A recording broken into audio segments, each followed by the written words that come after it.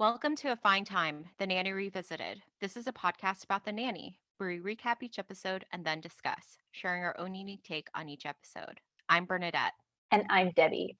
Today we're talking about episode 53, Val's apartment. As usual, we'll start with a brief summary of the episode. After finding out that Fran canceled a date with the tree surgeon because the Sheffield children needed her, Sylvia plants the idea in Fran's head that her job is eating into her personal time so much that she doesn't have time for a life of her own.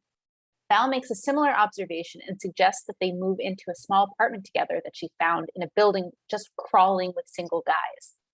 Fran initially says no, but then changes her mind after Maxwell interrupts her date with a podiatrist. Fran and Val move into a roach-infested basement studio apartment only to discover it is within walking distance from Grandma Yetta's home and not one of the single men is interested in them. Maxwell and Fran both want Fran to move back in, but cannot admit that, so they each ask Sylvia to use her mothering superpowers to intervene, prompting Sylvia to throw a fit, forcing Fran to agree to move back in and Maxwell to promise to send a limo for Fran's things. In exchange for her histrionics, Maxwell provided 2 tickets to Showboat and dinner at Sardi's, while Fran promised to produce grandchildren. Bernadette, do you want to add anything? No, I will just commend you, though, for using planted the idea. Thank you. I appreciate that. Thank you. With the tree surgeon, how could I not? Yes, exactly. Would you like to take us to scene 1 and set the stage for what we're going to see? So we are in the living room, but it is dark because it is nighttime. And we hear the doorbell incessantly ringing. And pretty soon we see Fran at the top of the stairs coming down going, shh, which it's 5 o'clock in the morning. You're going to wake the whole household. Niles. I do want to note, I think this is one of the things we do need to talk about what she's wearing. Yes, please do. Fran is wearing kind of a lavender colored, is that, floor length nightgown. That's like kind of silky in texture. Yeah. Very nice. And it has like kind of a little robe over it, but not tied, but of the same material. And there's kind of like some type of lace or something that kind of accentuates the neckline and the sleeves. Is that how you would describe it, Debbie? Yes. It's very nice looking. Yes. So for those who have seen the episode that we talked about last season, where Fran's sister stayed at the house, it's a similar material to the and it's a similar cut. This one I think is a little bit more flattering because it also, as Bernadette said, it has this robe over it. And talk about her hair and everything else. So her hair's still done and she has a full face of makeup. So, which comes into play in this scene. Because again, as I mentioned, she's coming down the stairs. Shh. And I'm like, what? That's not going to help. The person on the other side of the door is not going to hear you. Right. And she's, like I said, she yells for Niles after she, comments that, the doorbell ringing is going to wake everybody in the household. And Miles comes, he's already down on the first floor. Now, to clarify, is his room supposed to be down there or?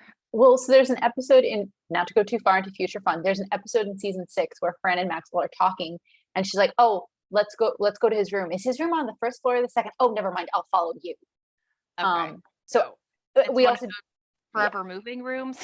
Perhaps. I think it's fair to say that he's on the first floor. We also know from season 1, in the episode Everyone Needs a Booby, when Grandma Yetta stays, his room was directly beneath Yetta's when she had Mr. Knazel in. That's true. Okay. So continue. So Niles appears. He's in his pajamas. He's obviously tired. Describe his pajamas. Sorry, just because I feel like they were notable. I didn't take notes on them. Were they he's wearing a sleep dress, basically. It's a very long sleep shirt. It like goes down below his knees. I think you're right, it is striped, but it's just not what I would have imagined him wearing. I would have imagined him wearing, a matching pair of pajamas like Maxwell has worn in other episodes. Yeah, he's also holding in his hand what we learned to be a bite plate. Yep. And as soon as Fran sees him, she's like, "Oh, good, you heard me." And he comments, "Van Gogh heard you. He's dead and missing an ear." Exactly. And again, Fran comments on his bite plate. Oh, cute. And he explains it's his bite plate that he grinds his teeth in his sleep. So of course, this prompts a story from Fran Of that course. her cousin Eileen has ground her teeth down to the gums, and her cousin Bob has never been happier. Yeah. Yeah. As a child, you would not know what she's talking about. Correct. But Correct. again, Niles in return comments, "You sleep in makeup?" And she's like, "Honey, do you see a ring on this finger? What if there's a fire? I don't need a gorgeous fireman, climbing over me to save the 16-year-old heiress." Exactly. And I just want to comment her comment of, honey, do you see a ring on this finger? I've said that so many times. Like, do you see a ring on this finger? Hmm. As if that's an explanation for any sort of behavior. So Fran eventually opens the door and we see Sylvia there. Hmm. And again, she's fully dressed as well. "Ma, what are you doing this early?" And Sylvia looks at Fran and what she's wearing, and she's like, "What are you wearing? Where are your earrings?" and Fran shows she is actually wearing earrings. Oh, good girl. Uh, Exactly. so Sylvia to Niall says, "Do I smell banana fritters with fresh fruit compote?" "No." "Could I?" Right. And so Niles goes off, presumably to make that. And so Sylvia, immediately asks Fran, "So how was the date with the doctor?" "It was canceled." "Oh, you're gonna have to get used to it when you're a surgeon's wife. He's a tree surgeon." "Well, you could still make reservations out under Doctor and Mrs." And then Fran explains, "I canceled the date." And when she does that, she kind of like puts her arms up in a defensive gesture, like leaning away from Sylvia. Like, kind of like she's And cowering, like, don't hit me. yes, and Sylvia actually says, "Do you think I'm going to hit you?" So, Fran straightens up, and then Sylvia does Exactly. hits her. Like, "What's wrong with you? What, are you sick?" And Fran explains the kids needed her. And Sylvia's like, "You're obsessed with these people. When will you get a life of your own?" Um, and Fran's like, "Well, I did meet a very successful investment banker, worth zillions, but I have to sign a prenup." And Sylvia like is anguished by that. And so Fran's like, "Seema, I could kill you if I want." Right. So obviously, she did not actually meet the investment banker, but she knows exactly how to hit Sylvia where it hurts. Right. Uh, A prenup.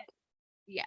And so Sylvia's like, "Fine, be alone with no one across the dining room table, or to make love to."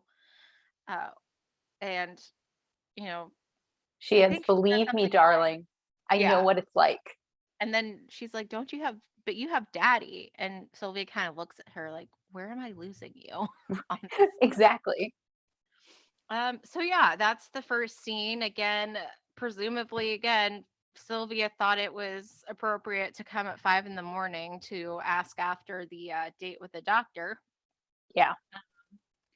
But yeah, do you have anything to add to that opening scene?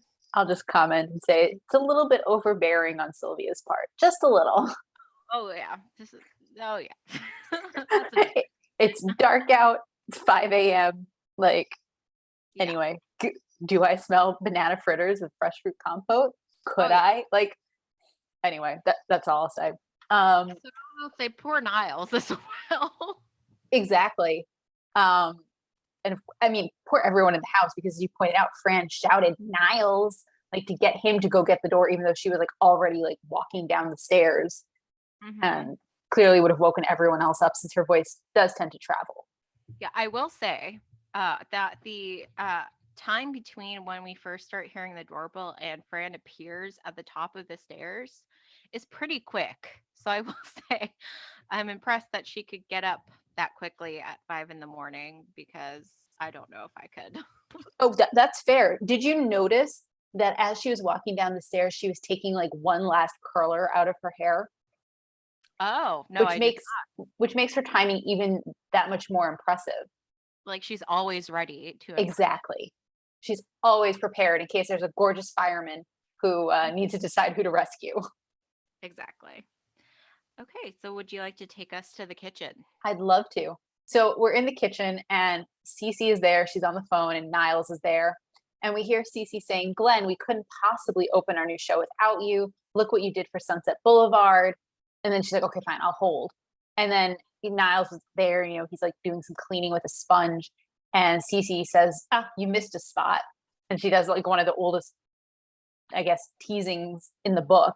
And he's like, oh, where? And she's like, there. And she dumps some coffee on the counter.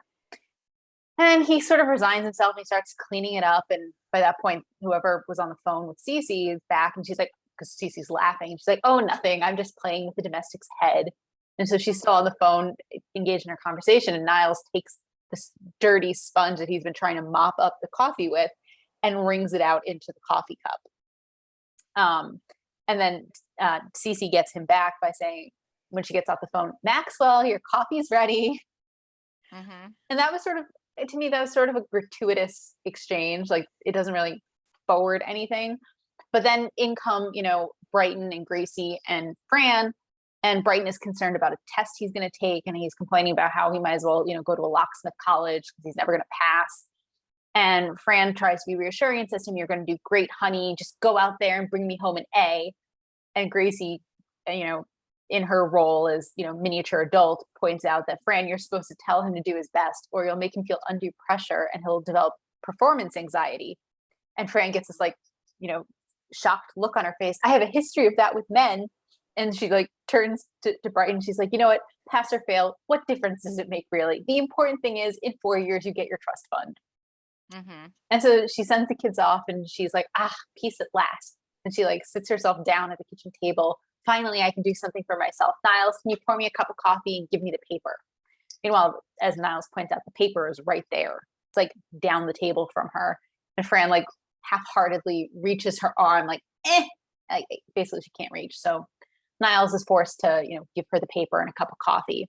And so she starts reading the paper and she makes an interesting observation. Why do they show pictures with wedding announcements? Who cares what someone looks like if they're not available? Divorce announcement. That's where I want to see a picture. Mm-hmm. And her reading of the newspaper is interrupted by Val coming to the side door, the kitchen side door, I guess. And so she comes in and she says, Fran, I'm desperate. And Fran, without missing a beat, tells her to join the club. We meet once a year at the Coliseum. And Val explains, here I am, 33 years old. And Fran cuts her off. And Niles is like, how old did you say? I thought you two were in the same class. And Fran's like, well, I skipped a few grades. I was very brilliant. And Niles clearly doesn't believe her. And so she lowers her voice and points at Val. She got left back. And Val, I don't know if you noticed this, makes this sort of face like, yeah, right. And she like agrees. And so anyway, Val explains her predicament that she can't stand living at home anymore because her parents treat her like a child.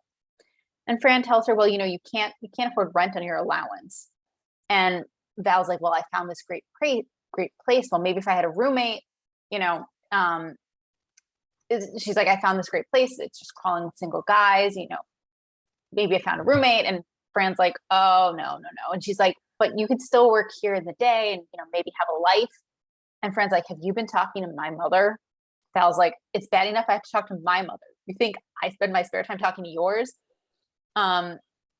Anyway, so Fran's sort of considering, she says to Val, maybe you're right. I'm never going to meet a rich, eligible bachelor around this place. And one of those times where the show has great timing, Maxwell walks in and says hello to them and they both say hi. And he just walks out and they totally disregard the fact that he is a rich, eligible bachelor who just happens to be gorgeous. But so Fran says to Val, I do have a life. I have a date with a podiatrist. And Val says, a foot doctor, you better go do your toes. Oh, unless you, of course, you don't have personal time. And Fran's like, this is only our first date. I'm not a tramp. These little piggies don't have to go to his market so fast. And like, that's basically it. So we've set up what's going to come, like the possibility of Fran and Val moving in together outside of the Sheffield home. Fran going on a date. Yeah. Is there anything you want to add to scene 2? No, I do not. Would you like to take us to scene 3? Yes. So we are in Fran's room, and Fran is in front of her mirror, and her robe is kind of open in the front. So I assume it's her bra. That's what it looks like. And she's looking in the mirror, and she is obviously practicing for her date. And she goes, "Is that a bunion poking through your shoe, or are you just happy to see me?" Oh, maybe I shouldn't start with that. So Yeah. at that moment, Brighton kind of barges into the room, and Fran quickly like covers herself, and she's like, "Brighton, you're not 5 years old. Like, you should knock." And he's like, "I didn't like, that's why I didn't knock, because I'm not 5 years old." Right. Um, Which is kind of creepy. Yep. Yep. So, Fran's like, "Well," and he's like, "Also, Niles doesn't." Well, not at least Niles pretends to vacuum. And anyway, Fran shoos him off, but Gracie soon comes in, and she has apparently a dinosaur project that she needs help with. And she's whining, about the dinosaur project, because Fran had said, "We'll do that tomorrow." And she's like, "But my project," she's whining. And Fran goes, "You're whining so annoying. Where did you get that or pick that up?" Right. Like, as she's whining. And then from off camera, you hear Maggie yelling, "Fran, Fran, my hair's stuck in the blow dryer." And so, like, obviously, we're just showing all the stuff Fran usually puts up with at the home. And Fran goes to leave, and she's muttering, "Should have stopped at 1." Yep. Which again is as if she's their actual, birth mother. But she leaves. Gracie stays at like one of Fran's little desks, and she starts like opening her lipstick and putting it on. And meanwhile, Niles in the background is vacuuming in the hallway, and he kind of like stops and peers into Fran's room, and Gracie tells him she's not here. So like Niles just like backs up with the vacuum. So yeah, do you have anything to add to that scene? So 2 things. One, Niles dejectedly walks away with the vacuum, which is still on, which I find amusing because like you hear him turn it on, and then as you described, he does peer in, and he looks for a few moments before Gracie shouts, "She's not here." And the second thing is Gracie sits at like the other like makeup desk, I guess, and what she did, I don't know if you noticed this, it's not like she's just like picking things up off the desk. She took what looked like Fran's purse and dumped it out, and then started playing with the makeup in it. Yeah.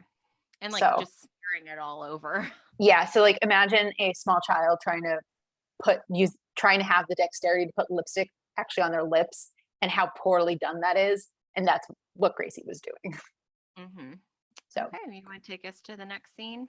sure. So we've now skipped ahead a few hours, and it looks like it's possibly the tail end of Fran's date, and she and her gentleman caller, shall we say, are standing in like not the I don't know, I don't want to call it the foyer, but like the porch in front of the Sheffield home. So they're in through the first set of doors, but they're not in the house. And they're kissing, and he like kisses Fran's neck, and she's clearly flirting with him. I've never played footsie with a pro before. And then they're kissing, and meanwhile, Making out. yeah, they're making out. They're having a good time, but like clearly Fran is distracted by the fact that she sees Maxwell peering out the front door at her and her date. And she like makes this like gesture with her left arm, like like go away, leave us alone, get out of here. And he reacts to it by just like waving with his right hand, just like a friendly wave, like you'd wave at a small child. And obviously this is distracting to Fran. She pulls away from the podiatrist, and he says to her, relax. It's not like we're 2 kids on the porch and your dad's flicking the lights. Cue Maxwell flicking the lights. as if he were her father. And she like bangs on the door, "Daddy, like go away." And the podiatrist says to her, "Friend, you're 24 years old." And she's like, "Well, not until July." And he, ultimately decides that he should leave. Like, yeah, Maxwell shouldn't be doing this, but like maybe I should go. And so she thanks him for a good evening. She kisses him goodbye, and he leaves. She like takes a breath and goes into the house. And Maxwell doesn't realize like what chaos he has just unleashed. He is just so relieved that she is home, and he starts explaining what she has missed this evening. Brighton insists you tuck him in. We'll discuss that later. Margaret is sobbing in front of a mirror. My bangs, my bangs. And I have a dinosaur permaglued to my hand. And Fran just has this look on her face, and he says, "What?" And she's like, "What? Didn't you see what just happened? I was in the middle of a date and you interrupted me." And he's like, "Calm down, that's fine. It happens so infrequently." "No," she says, "you are always cutting into my personal time." And he's like, "No, I meant you having a date," which probably was the wrong tack to take in this scene. But well, and he kind of snickers to himself a little bit. he does. He's like very dismissive of her attempts to have a social life, her attempts to have a life of any sort. But she's also kind of snarky with him. "Meanwhile, I'm not the one sitting home on a Saturday night with his hand glued to his brontosaurus." And he says, "Just tell me how to get it off." And she says, "Try blowing in his ear." Again, one of those comments that as a child you probably wouldn't get. She relents and says, "All right, here's a special trick. Put your other hand over your mouth." And so he does, and she rips the permaglued dinosaurus off his hand, and you hear the painful rip, and he yelps. The muffled screams. Yeah, like just imagine, that sounds so unpleasant. And so she like walks him over to get some ice for his hand, and she's like, "I'm telling you, Mr. Sheffield, between you and the kids, I don't have a life of my own. Maybe I should have told Val I'd move into that apartment with her." And he's like, "Come on, Miss Fine, you live upstairs and you're late for work." And her response is, "Well, excuse me, but I like to look presentable. I'm not the type to come down to breakfast looking like a schlub in a bathrobe with fuzzy slippers," which anyone who's listened to any of our podcasts know is not the case. And she also, as soon as she said that, she also realizes it's not the case. She's like, "Look, you don't need to get defensive just because I told you I might need some space. I know you'd miss me." And he's like, "Yes, well, what would I miss most? Sitting on your daisy razor every time I step in the jacuzzi tub, or resetting my treadmill after you've set it to schlep." And she's like, "Well, you're no prize to live with either. I got a newsflash for you. That accent of yours is very annoying. And why every time you leave the room do you have to mention cereal?" And he's like, What the bloody hell are you talking about now?" And she's like, "Cheerios, Cheerios." And obviously he's not talking about cereal. He's saying goodbye, but whatever. And so he tells her, I'll have you know, you have some pretty annoying habits of your own." He like mocks her picking her teeth. And she's just like, "Go ahead, give me your best shot." Like she totally doesn't realize that he's doing it. And anyway, so she basically says that she's gonna get her own place. And he says to her, "Fine, get your own place. You'll come crawling back." And she's like, "Only after you beg me, because you won't even last a week without me." And he's like, "What? You think I'm incapable of putting 3 children to sleep?" And she's like, "Oh no, not at all. Just plop them in the front row of your next show." And so she starts marching up the stairs. And he tells her that he wants to be seeing her from the rear. And she's like, "Ha, it's too late for flattery now, mister." And she like continues. And needless to say, this was not a great fight for them. Do you want to add anything? No, you've got it. All right. Would you like to take us to the apartment? Yes. So we're actually start the scene in the hallway to the apartment. And Fran and Val both have their suitcases. They're kind of excited, but also like Fran's a little worried looking around already. But before they open the door, you know, they say together "Schlemiel, Schlemazel," and then they're like "Da, da, da, Incorporated," and that's like a reference to like, well, there's a part of it with Yiddish Cup, but specifically Laverne and Shirley. I believe that's the opening. Did you know that affirmatively before watching Yeah, this? Oh, you yeah, did? yeah. I haven't watched a ton of Laverne and Shirley, so like I can't really talk much about it, but I definitely remember the opening like theme song for it and the fact that they said that. So I knew it was a reference off the bat to I'm Laverne so and proud of you. And I'm so impressed because I didn't know what they were referring to until I started prepping for the show. Oh yeah, no, I knew it was the Laverne and Shirley reference, and it also makes sense later in the scene.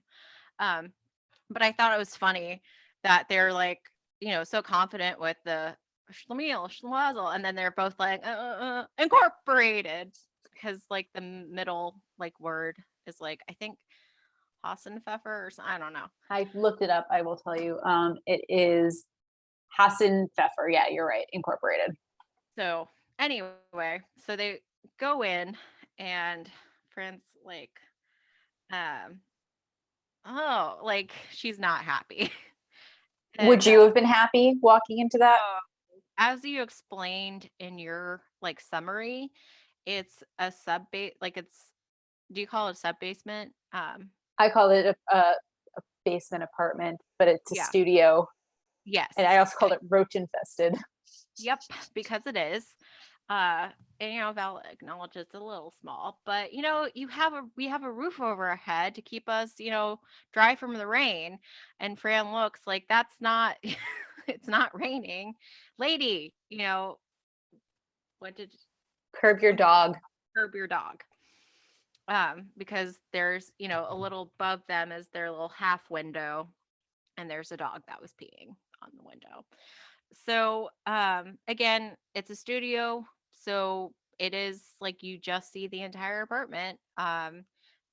There's just a sofa, which Uh huh. you see. But then, oh no, there's a roach, and so like Fran instructs um Val, well, you have a shoe, you Take get off it. your shoe and kill it. Yeah, yeah. So Val takes off her shoe and then steps with her bare foot onto the roach. Yep. And And you hear a squelch. yep, and Fran's just like, "Oh, I'm roommates with Forrest Gump." Uh huh. And at that time, someone comes in. Hello, welcome to my humble commode. Yes. And Fran agrees that it is. And again, this is one of those places I think we need to go ahead and talk about who this is. By all means. I knew he was famous. I didn't know who he was, but go for it. So, to go along with the Laverne and Shirley opening reference, we now have David Lander, who played Squiggy on Laverne and Shirley, come in. And again, I don't have a ton of like knowledge on Laverne and Shirley, but my understanding is that like his hello was like a staple of the show. Um, and I mean, like I said, it goes along with the first Laverne and Shirley reference. And then it kind of continues because they're like, "Oh, are you the landlord?" And he's not, I guess. He lives next door with his significant other, Leonard. And my understanding is that in Laverne and Shirley, his roommate was Lenny. So I don't know. Again, since I'm not part of that fandom or anything, I don't know if there was like a long-standing like theory or whatever that, or if they were in the show. I don't know if they're gay, but he says we've been together for 17 years. And again, I believe Laverne and Shirley aired like late 70s, early 80s. So I don't know again if that specifically references when the show was. Um, but he says we've been together 17 years and still no children, but we keep trying. And his kind of manner of speaking is interesting because, again, as he said, humble commode instead of abode. Mm-hmm. And later he's like, I bid you a doo doo. Um, and he says, his partner is making beef bourguignon. Borgnine, I think is how he Yeah, said it. He said, yeah. continue. And he kind of explains, the 17 is meat, as a like the 17th anniversary is the meat anniversary. Apparently. And Fran rounds on uh down. She's like, I thought you said, there were guys everywhere. And Val's like, oh, well, I'm sure there's, because he's obviously gay, right? Yes. And Val's like still like, oh well, There's got to there's be at least a a couple. couple, a couple out there. And Fran opens the door and you hear clang, clang, clang with the trolley. Yep. So clearly, Fran does not believe that there's going to be any men in the building who would be interested in them. Correct. So I don't. I stopped there for that scene. I So don't did know if I. okay. Okay. The Is the there one anything you want to add to that? the one thing I will say is that I think their visitor is he's not the landlord himself, but he says that he shares the landlording responsibilities with my significant other Leonard. Mm-hmm. And so he's sort of the landlord. Okay. I think on IMDb he is listed as the landlord for this Gotcha. episode. So that's one thing I want to say. Mhm. So the next scene is super, super short. It's basically like the next morning, and we see Val and Fran asleep on the pull-out couch bed, and Val is sleeping one way with her head facing one way and her feet the other, and Fran is sleeping with her face, basically her nose is pressed up against Val's toe and her feet are near Val's head. And they're woken up by a jackhammering sound. And that Fran gets up rather quickly, realizes the time. Oh no, I'm going to be late. I'm going to be late for work. And Val's like, what are we doing up at the crack of dawn? And Fran's like, I don't think that's dawn's crack we're looking at. We see in the little half window, as you described it, we see not dawn's crack, shall we say. Mm-hmm. All right. Or maybe his name is Don. Who knows? Maybe it's possible. Yeah. Would you like to take us to breakfast at the Sheffields? Mm-hmm. So we're in the dining room, and Maxwell's looking at his watch. 3 past 8. She's late. And of course, that's when Cece is at the dining room table with the family, Yes, she and she's is. like, oh, she makes a comment about, oh, what a tramp. She might be waking up at a gigolo's apartment. And of course, Niles remarks, "Oh, what luck! She can return your toiletries for you." Right. And so Fran does finally appear, and uh, but there is like comments about, I think, was it Maxwell or Cece about the 2 buses in a subway? So before we even get there, Fran comes in, and what is she wearing? Oh, she is wearing her bathrobe, Correct. And she says, I just love and not being the an fancy one. It's the fuzzy one. it's the fuzzy one. Yeah, it's the fuzzy, like Terry one that we usually see her in at breakfast time. And she says, I just love being an independent woman. Niles, thanks for the casserole. The whites are in the wash, the darks are in the sink. So clearly, her independence has some limits. And that's when Maxwell comments about who's the bigger nut, the woman who takes 2 buses and a subway in a bathrobe and fuzzy slippers, or the man who pays her to raise his children. Mm-hmm. Yep. And then he makes a comment about her being Kato Kalin. That's Cece. Oh, Cece. Yeah. I can't recall the exact comment. Did you have it by chance? Nanny, fine. It must be nice to have your own place and not just be a brunette Kato Kalin. Okay. And of course, we'll get to Kato Kalin later. Yes. But Fran kind of scoffs to Niles like he's a natural blonde. Like as if Cece's stupid for suggesting, like saying brunette Kato Kalin. Yeah, but what was the second half of her comment? Like Of all the people, of all the people not to know that about mhm. Cece. Yep. And so they one of is it one of the girls who It's asks Maggie. Maggie asks, "Oh, are there like men, in the building?" Oh, they're coming out of the closet. Right. And she's asking, how's the first night? And Maxwell's playing it off like the evening went without a hitch. Um, I don't have exactly, but he basically makes it seem like we did homework, we did We this, we did tidied our rooms, we roughhoused. and then Niles butts in, and then you came home from the club.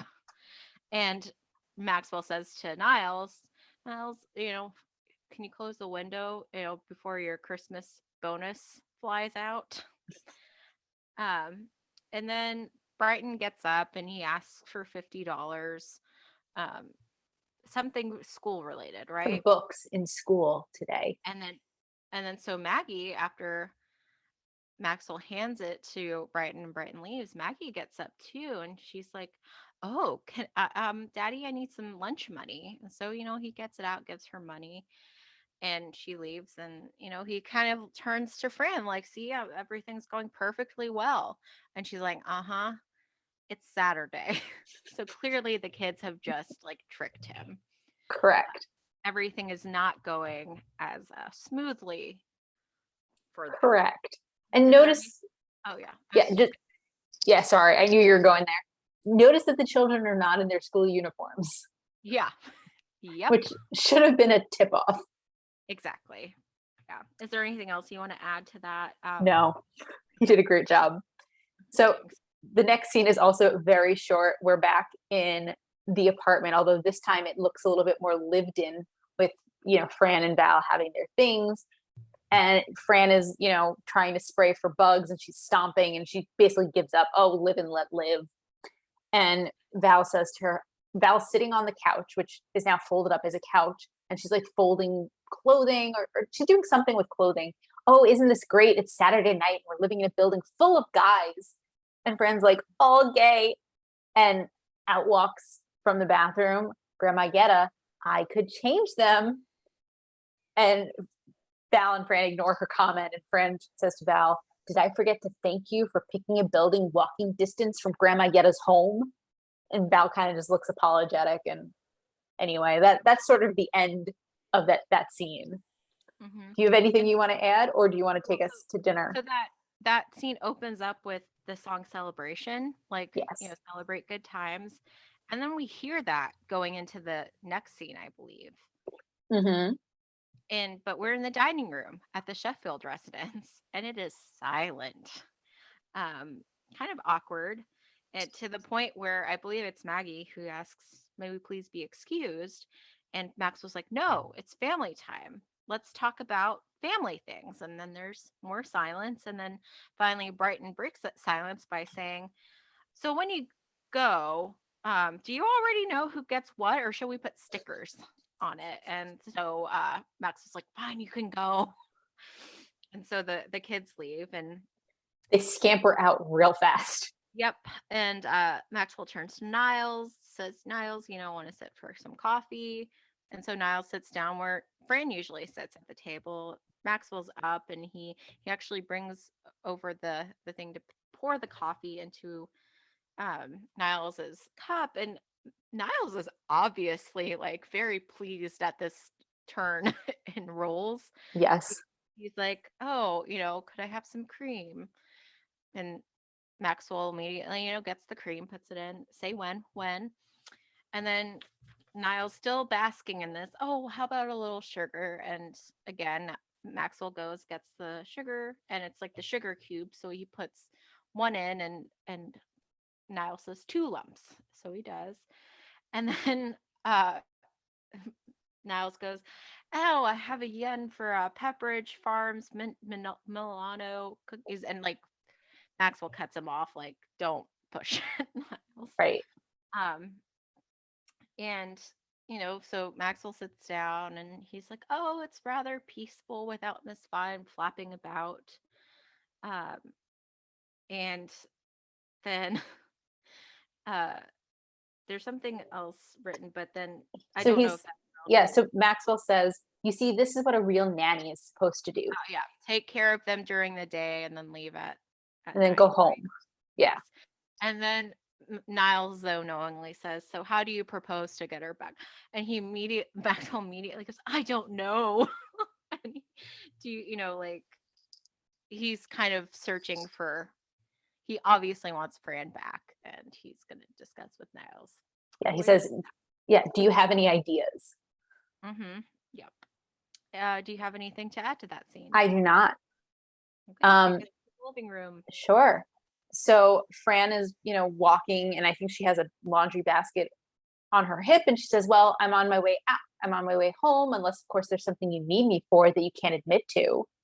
And Maxwell's like, no, he's sitting in the chair reading a paper, and he puts the paper down. No, unless there's some reason you want to stay that you can't fess up to. And she's like, ha, fat chance. And then the doorbell rings. And so Fran has put down the laundry basket, picks up her bag, walks it to the door, drops it, opens the door. Ma, what are you doing here? And Sylvia basically bursts in. I came to talk to him, and points at Maxwell, who's like, I beg your pardon. And Sylvia continues with her tirade. How can you sleep at night knowing my daughter is living in that dump, traveling back and forth at all hours of the night? And Fran tries to intervene. Ma, you can't talk to my boss like that. So Sylvia turns her ire on Fran. And you, pack your bags, you're moving back in. No, I'm a grown woman. I'm not afraid of you. Oop. And Sylvia had like lifted her hand as if she was going to hit her again. So Fran kind of like cowers behind Maxwell and says, I'm sorry, mommy. And Maxwell steps in. Sylvia, here's your daughter has made her decision. It's simply not your place. And again, Sylvia raises her arms if she's going to hit him. And Maxwell, does the same thing, oop, and like hides behind Fran. And Brandon says, I'll send the limo for her things. And he like goes out of the room, and Fran angrily says, Ma, this is the most embarrassing thing you've ever. And then she like notices he's gone. Oh, good, he's gone. Ma, you were fabulous. I owe you. And Mm-hmm. Sylvia's like, all I ask is a cup of coffee, a few snack-wells, and maybe a grandchild. And Fran's like, well, let's start with the cup of coffee that I can make myself. And she like runs off into the back, like back stage left, or I guess upstage left. And then Maxwell sneaks back into the room. Sylvia, you were sublime. Here, as promised, 2 tickets to Showboat for you and Morty. And Sylvia's like, oh, I guess we'll eat at home first. And he's like, and dinner for 2 at Sardi's. Oh, if you insist. Mm-hmm. I don't know if you considered this the end of the scene, or if you considered the rest of it to be part of the same scene. I considered that to be the end of it. Okay, me too. That's fine. Do you want to add anything? Fine. I don't have anything to add. All right, then take us to the kitchen. Yeah. Well, I've talked a lot, so I'll let you do the kitchen. Okay. I don't need to be asked twice. So we're in the kitchen, and Fran is making the coffee, and Maxwell comes in. He's a little bit sheepish, I guess, at first. And he's like, well, I take it you're moving back in. And she's like, well, for Ma's sake. And he's like, well, she only has your interested heart. And they both are like smiling, and she notices that he's smiling. How much did it cost you? And he also has noticed that she was smiling. He tells her, Showboat tickets, you. And she's like, grandchildren. Mm-hmm. And then he takes this little bag out from behind his back, and he says, this was meant to be an apartment warming present, but I guess it'll be a welcome home present. He hands her the bag, and she, fishes into it, and she takes out a Judy Garland CD, Mm-hmm. which is so fitting. And yes, and that is the episode. Yep. Is there anything you want to talk about thematically before we jump into our shticks? Nothing particularly. Was there anything you wanted to discuss? It all happened so quickly, which I feel like it'd be hard to do in reality if you weren't on a television show, to like move and then move back and whatnot. And then of course, what about poor Val in the apartment? Oh yeah, that is a lingering question. Like, did she just leave Val in a untenable situation where Val can't afford where she is now? Exactly. It should come as no surprise, and I don't consider this future fun. Val does move back home with her parents, and she lives with her parents, I think, for the rest of the series. So yeah, I just wanted to point that out. So yeah, would you like to talk about our favorite and not so favorite fashion? So I mean, like you said, I liked the I thought the nightgown at the beginning was very flattering. I agree. Very fancy. Oh yes. Did you But notice the difference between what she was wearing when her mother rang the doorbell and what she was wearing when she and Val were sleeping on the futon? I didn't pay too close attention when they were on the futon. Well, suffice it to say that Fran was not wearing a floor-length nightgown. Hmm. Instead, she was Well, wearing pink, like pants, like pajamas, like matching hmm, pant and long sleeve shirt set. yeah, yeah. Well, with her, she doesn't have a 16-year-old heiress, I guess. I guess that's a commentary on how she compares to Val, I suppose. Hmm. It is sad, but um, yeah, I guess she. So that makes me think subconsciously, or maybe not so subconsciously, since she's living in the Sheffield residence, if partly it's not just the fireman she's thinking about, Perhaps. if she encounters Maxwell late at night. I mean, Although we've again, it's seen, not. Yeah. yeah, we've Well, I'm seen just what saying she's worn. yeah, but it's also like obviously not consistent throughout the series because again, as we've discussed, she always wears like the fluffy, robe in the morning. But Correct. But like when we've seen her at bedtime, so like there was the episode when her sister was there. She was hmm, wearing the floor length purple satiny negligee, I guess, nightgown, whatever you want to call it. And then the episode Strange Bedfellows, where she ends up sleeping in Maxwell's bed, she sleeps in her floor length slip, which is a hmm, similar cut and silhouette. hmm, Yeah. So maybe you're right. Maybe she's subconsciously thinking like, oh, let me look a little nicer. Or maybe she's acclimating to just her surroundings. The Sheffield home is clearly much nicer than the apartment Val picked out. true. Yep. So Yeah. Did you have anything in particular that you liked or hated? I agree with you. I liked her sleeping attire in the first scene. I did want to talk about what she wore on her date. Mm-hmm. So for those who haven't seen the episode recently, it's sort of an odd to describe dress. It's red. It has like a pattern. Is it flowers or something? It kind of reminds me of a Yeah. handkerchief.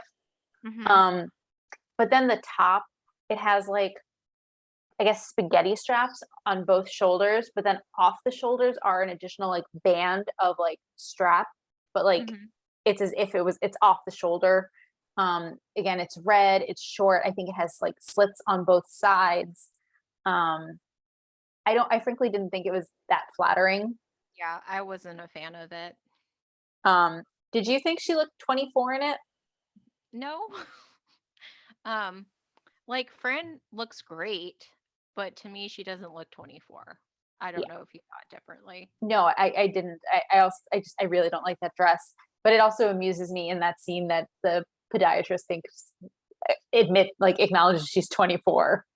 Mm-hmm. Um he looked older. What they want to believe. I think so. I think so. Um Other fashion I think I want to talk about what Fran wore when she and Val moved into the apartment. Um she's wearing a green like a light green like a lime green light jacket over a red and pink dress. I kind of liked it. And then the final thing worth commenting on, which I'm not quite sure how I feel about, is what she's wearing in the last scene.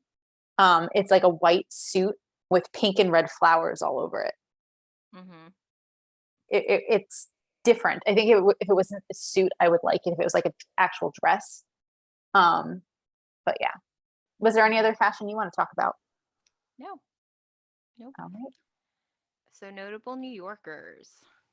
There Um, weren't as many this week as in some weeks past. Again, there was like that continuous reference to like Laverne and Shirley, what I already Hmm. discussed in terms of like the um the reference to the opening theme song, the actor. Um so starting in the first scene though, I mean, Niles does mention Van Gogh, the famous painter. Um Who is known for removing part of his ear. Yes. yes. Yep, as Niles again points out. Right. Um but yeah, like I agree. Like in the first scene, I don't think there's really any other reference because again, there's a reference to a cousin Eileen who is again not a real person. Um, There's and also a reference to cousin Bob, who we'll come back to in future fun. oh, really? Yeah. So what Fran says is like that cousin Eileen ground her teeth down to, oh, you know the reference, or did you mean, oh, we're going to talk about Cousin Bob? Sorry, did I? Nope, Anyway, it's fine. okay, continue. Sorry. Um, well, so then she mentions the Colosseum as the place where everybody gathers. So that's a reference, not to, I don't think that's a reference to the Colosseum in Rome. I took that as a reference to the Nassau Veterans Memorial Coliseum, which is on Long Island. Yeah, I assumed it was not. Okay. Italy. Yeah. So according to the NassauColiseum.com, the Nassau Veterans Memorial Coliseum originally opened in February of 1972. It has since been remodeled. Yeah, Yeah. Uniondale. Yeah. So, like you said, we kind of keep going. There's going to be a lot of Yoshikop. I know. But whenever Fran says, his that Maxwell's accent is so annoying, and he's always talking about cereals every time he goes in and out. He's like, what? Cheerios, Cheerios. I think we all know what Cheerios are, but it's Yes. not. It's the breakfast food. Yes. Again, the Schlemiel Schlemazel Incorporated. There, she references Forrest Gump, which I feel like has been referenced before. Yes, we have talked about it, but just in case anyone who's missed that episode, it's a 1994 American dramedy about a kind-hearted and slow-witted man from Alabama who unwittingly is involved in a number of historical events in the 20th century in the United States. That's according to our friends at Wikipedia. So there's also, I think, Fran in that scene where we have the landlord tells, Val, like, good job getting us across the street from the Judy Holiday Inn. Mm-hmm. So Mhm. I tried to figure out if that was an actual place and I couldn't find it, but Judy Holiday was an American actress, singer, and comedian who began her career at a nightclub before transitioning onto Broadway. Yeah, I was almost assuming that, like, it was a play on words because there's Holiday Inn, and then just combining that with Judy Holiday. Oh, yeah, that makes sense. But I don't know. Listeners, if you think of that it's referencing something else, please let us know. Yes, please do. So I mentioned before Kato Kalin. I don't know if that's how you say it, but That's how Cece did. okay. So he was a witness in the O.J. Simpson murder case, Yes. which was 1995. And I was trying to look. I'm assuming this aired. This Thereabout. episode aired in 1995. So it was very on point. Very timely. Yes. Did you have anything more about him that you wanted to? So according to our friends at Wikipedia, Kato Kalin is an American actor, television and radio personality who testified in the O.J. Simpson murder case. That's all I had. Yeah. As I mentioned before, there's two scenes that have the song Celebration. Mm-hmm. I don't. Do you? Who sings it again? That's an excellent question. I believe it's Cool and the Gang. Is that possible? Sure. Yeah, it's the one that you would hear at yeah, that's the one you would hear at, like, weddings. Weddings, bar mitzvahs. Celebrate good times. Come on. Yeah. Excuse that. But yes.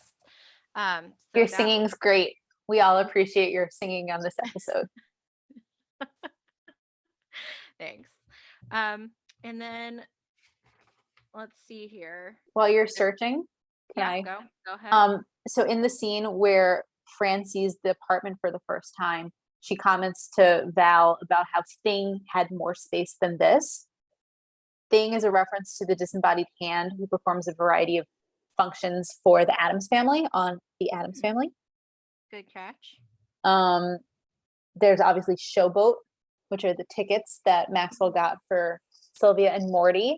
Showboat is a musical based on the 1926 novel by the same name. It follows the lives of the dock workers, performers, and stagehands who work on a Mississippi riverboat that's called the Cotton Blossom over the span of 40 years.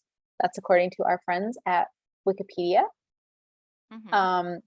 Sardi's, we have discussed previously, but that was way back in season 1. So Sardi's is a restaurant on 44th Street in New York City. It's known for people go there when they go to the theater. I think we skipped Sunset Boulevard in the second scene. So when Cece was on the phone with Glenn, who I believe was Glenn Close. So Sunset Boulevard is Andrew Lloyd Webber's musical adaptation of the Billy Wilder film by the same name, which, and I quote, weaves a magnificent tale of faded glory and unfulfilled ambition, end quote. That's according to AndrewLloydWebber.com. I know we've talked about the show in more detail previously. Glenn Close played the lead Norma Desmond when the show opened on Broadway. Nice. So, good catch. Thank you. And I think the last one I have is Judy Garland. So that's the CD that Maxwell gives Fran as a welcome home present. Judy Garland was an American actress and singer who was best known for her role of Dorothy Gale in The Wizard of Oz. That's according to our friends at Wikipedia.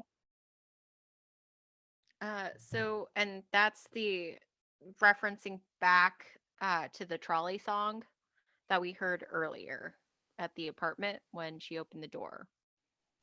Yes. Right? I believe so. I did not process that. Yeah, I think that's why it's like the irony that she gets the Judy Garland CD when she was hearing it when she was in the apartment. Yes, according to Google, Judy Garland, the trolley song. So yeah. So cool. There's a ton of Years to Cop, right? There is, or at least there are a number of things we can talk about. So I'm going to start with the Schlemiel Schlemazel Hasenpfeffer Incorporated. As you pointed out, that was the chant coined by the actresses from Laverne and Shirley, which they began each episode with. Schlemiel it means an incompetent person or a fool. Schlemazel is a consistently unlucky person. I did not actually look up Hasenpfeffer since they didn't actually say it. But to me, that seems like a name.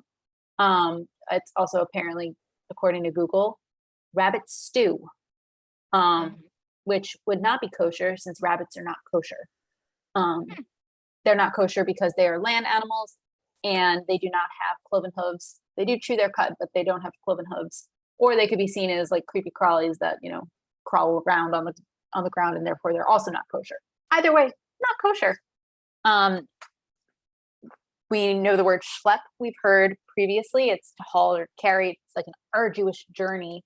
Fran comments about how she's not a schlub and doesn't like to come downstairs in a bathrobe and fuzzy slippers. Well, she was clearly wrong, but a schlub is an unattractive or boorish person. In Fran's room, when she's trying to get ready for her date with the podiatrist, she comments that she would have more privacy on a kibbutz. So a kibbutz is a community traditionally based on agriculture found in Israel. According to Wikipedia, I'll give this a better explanation. They began as utopian communities which combined socialism and Zionism. So they were known for like trying to build a nation. We'll talk more about kibbutzes in a little bit. And then the final one is in that first scene, what we were talking about before, and I cut myself off, when Fran's explaining about her cousin Eileen and cousin Bob, about how cousin Eileen ground her teeth down to the gums and doesn't smile much, but her cousin Bob has never been happier. That's clearly a reference to oral sex, which under traditional like Talmudic principles would not be permissible because it would be considered wasting seed. In the more modern Orthodox community, there are at least some rabbis who say that any type of sexual act within the confines of marriage is permissible, but it's unclear to me if that is actually a widely accepted view or if more people say, no, you can't do that because it's wasting seed. Um, Interesting. yeah. So I think that's all of the Yiddishakop. Did I miss anything? I was just glancing through. I think you got them. Woohoo! Yeah. All right. Would you like to jump to 90s nostalgia? Hmm. So, again, I feel like to some extent, Fran would have had a better idea before going to the apartment as to what it looked like, because I'm assuming she could have looked it up online ahead of time to see Fair. pictures before agreeing to move in with Val. Yeah, and in the 90s, she could have at least demanded to see it before agreeing to move there. Yeah. Yeah. Do you want to take one? Old cars. Yes. Would you like a more substantive one? Sure. Um, so in the teeny tiny apartment, did you see their fridge and how old it looked? It was like Hmm. rounded and white with a little bit of like silver or aluminum or whatever. It looked ancient. Hmm.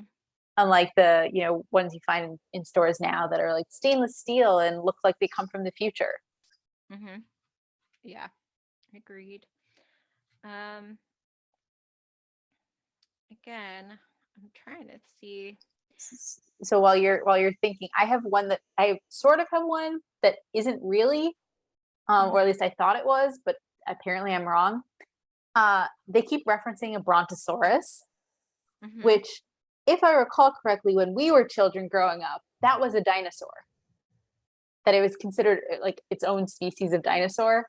And then there was a Hmm. period where brontosaurus was determined not to be a dinosaur. Um, Really? oh yeah, this made like huge news. I remember something about this. And then I tried to like research what exactly had happened and found that in 2015 it was again declared a dinosaur. So Okay. it Well, was you're 1990s. Yeah, it went back and forth. So the poor brontosaurus, brontosauri, I don't know. Um, but anyway, when Fran was talking about the brontosaurus stuck to Maxwell's hand, I was like, oh, it wouldn't be brontosaurus anymore. Apparently, it would be. Who knew? Um, Mhm. so yeah, for anyone who's interested, there is at least an article on the Scientific American's webpage about how the brontosaurus is back. There are a number of articles you can read on other sources as well, but Mm. that's what Me- caught my attention. Meanwhile, Pluto is still just 134340. It's no longer a planet. Exactly. I remember when Pluto was a planet. Gosh, we're Yeah. old. Yep. I'm I don't really have anything else. I mean, obviously, like the references as usual are kind of dated, because I feel like, again, you Keto Kalen wouldn't really come up now, you Hmm. know. It was very timely when the show aired, Right. but so just in general, those kind of references. What do you think about Sylvia making the trek at 5 a.m. to talk to her daughter about Oh, how her that's daughter's true. date? She could have just, like, well, first of all, she could have called anyway in the 90s, but Correct.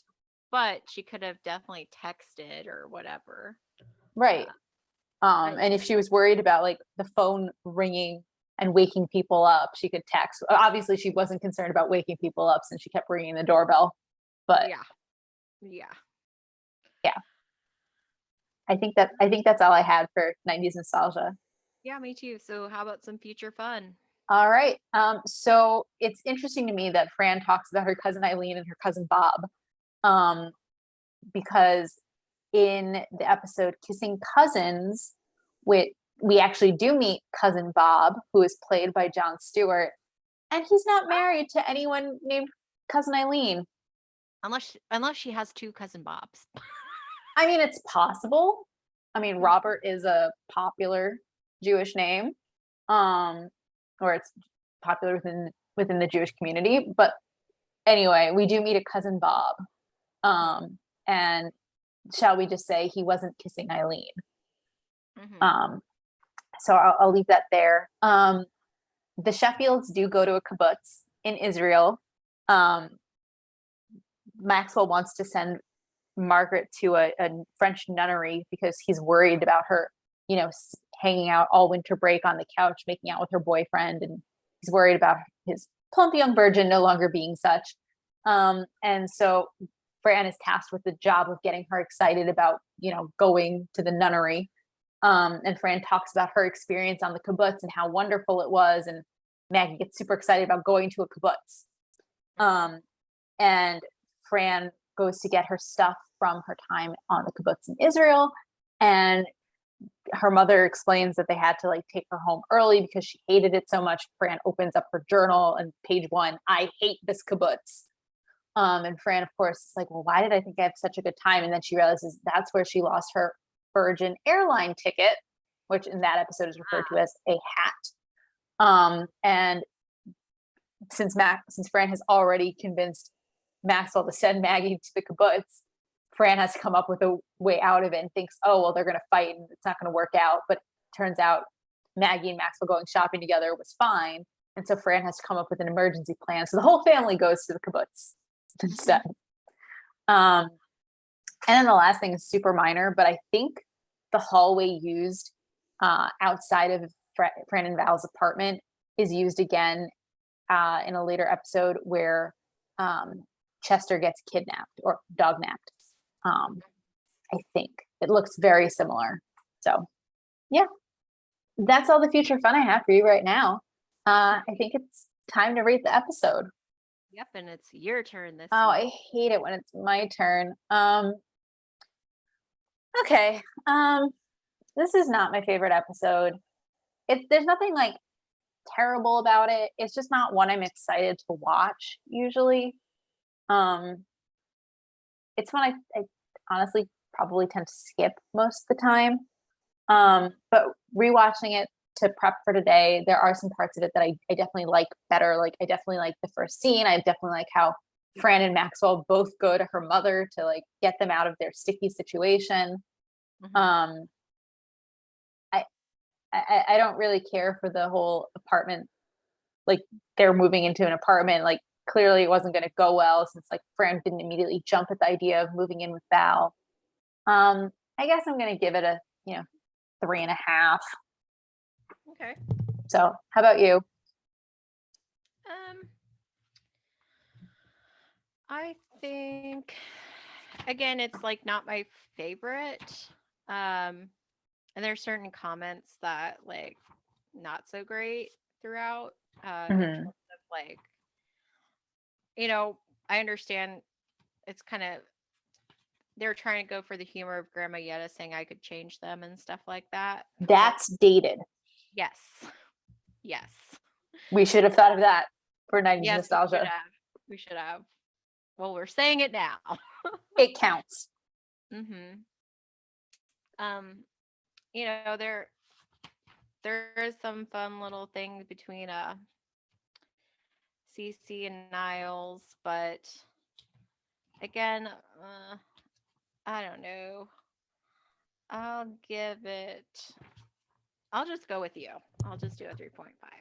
Yeah, it There. sort of feels like it's not terrible. It's also not great. I'm also conscious of the fact that we do, average out our ratings at the end of the season, so I don't want to go too low. Mm-hmm. So I think we can both live with a 3.5, right? Yeah, yeah. And again, I mean, as you pointed out, we're always free to change our minds. and Exactly. to the extent like these ratings don't mean much in terms of like, I almost feel like, did you ever watch Whose Line Is It Anyway? Very, very infrequently. But you know the phrase, everything's made up and the points don't matter. I couldn't say that I do, but yes, that applies here. Yes, yes. So, Um, but yeah, I mean, I will just say, kind of looking back at the episode again, I feel like there were more saucy little innuendos that yes, as a child you would not know what they're talking about correct. in this particular scene, or sorry, episode. So, Yeah, I agree on that front entirely. hmm So yeah. but oh, I did want to point out though, because we had Michael McCain. Is that how you say his name? He was Cece's brother a couple of episodes ago. Um, so he was the Lenny in Laverne and Shirley. Did you know that? I did not. So that's what's interesting is that it seems like this season, like they had two of the actors from that series come in, obviously for different roles, but still. Yeah. Oh, I was getting Laverne and Shirley and Cagney and Lacey confused because I was going to say, didn't Aunt Frida play on that? But I think she was in Cagney and Lacey. Mm-hmm. I think. So yeah. Anyway, yeah. So that's So, oh, go ahead. Sorry. nope, but that's it from me. All right. Well, that's all we have for you today. We hope you had a fine time with us as we revisited The Nanny. Join us next week when we'll be discussing episode 54, Shopaholic. If you'd like to reach us on social media, you can find us on Twitter at Nanny Revisited. You can also send us email at afinetimenannyrevisited@gmail.com. Have a great week.